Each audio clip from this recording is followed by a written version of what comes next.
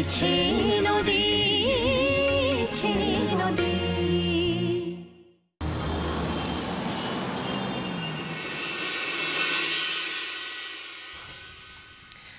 কি হলো বল?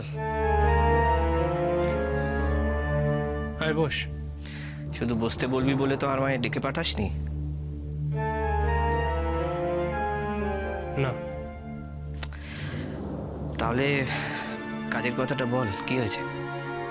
আচ্ছা পিকলুদা, তোর আর আমার কি শুধুমাত্র কাজের সম্পর্ক? ওই দেখো, আরে কাজের কথা বলবি বলেই তো আমাকে ডেকে পাঠিয়েছিস নাকি? দেখ ভাই, তোর বিয়ে নিয়ে বাড়িতে এখন সবাই খুব ব্যস্ত, সবাই খুব চাপে আছে। আর সব থেকে চাপে আছে ছোটো মাসি, পাগলা ঘোড়া আর আমি। তাই প্লিজ যা বলার তাড়াতাড়ি বল, প্রচুর কাজ পড়ে আছে। হ্যাঁ, আর তোর বিয়েটা তো নর্মাল বিয়ে নয়, একেবারে মহাবিবাহ। কতদিন ধরে চলবে বল?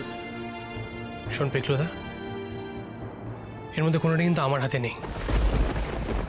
এগুলো কিন্তু কোনোটা আমি চাইনি। হ্যাঁ, সেটা অবশ্য ঠিক, কোনোটাই তুই চাসনি। তাই এক্ষেত্রে তোর উপর দায় চাপানো যায় না।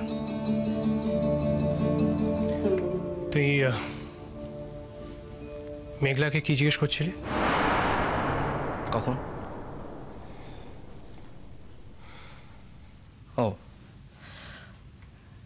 কিছুই না, আমি জাস্ট ওকে বলছিলাম যে আমার মনে হয় ওর এই সঙ্গীতে আসাটা উচিত নয়।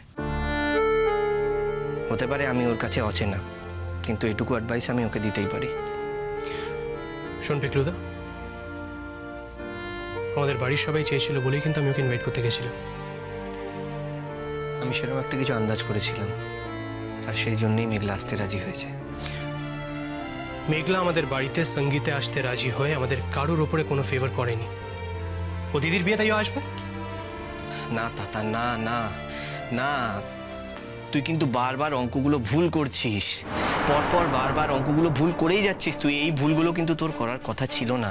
আমি কি ভুল করছি? তুই আমাকে বল আমি কি ভুল করছি। মেঘলা যদি আসার ইচ্ছে না থাকতো সেটা একবার মুখ ফুটে বলতে পারতো না যে আসতে চায় না? আমি কিন্তু নিজেকে বলে এসেছিলাম ও যদি আসতে না চায় তাহলে কেউ ওকে ফোর্স করবে না। তারপরে তুই এই কথাটা আমায় বলবি? সে যাই হোক, কিন্তু আমার মনে হয়েছে যে তুই ওকে ইনভাইট করেছিস বলেই ও আসতে রাজি হয়েছে। বুঝলাম না। কি বুঝলি না?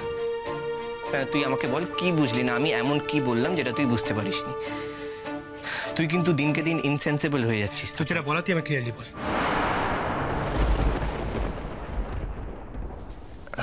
দেখ তাতান, তোর তো মেঘলার সঙ্গে বিয়েটা ঠিক হয়েছিল, তার মানে তুই মেঘলাকে পছন্দ। আর মেঘলা আমাকে রিজেক্ট করেছিল?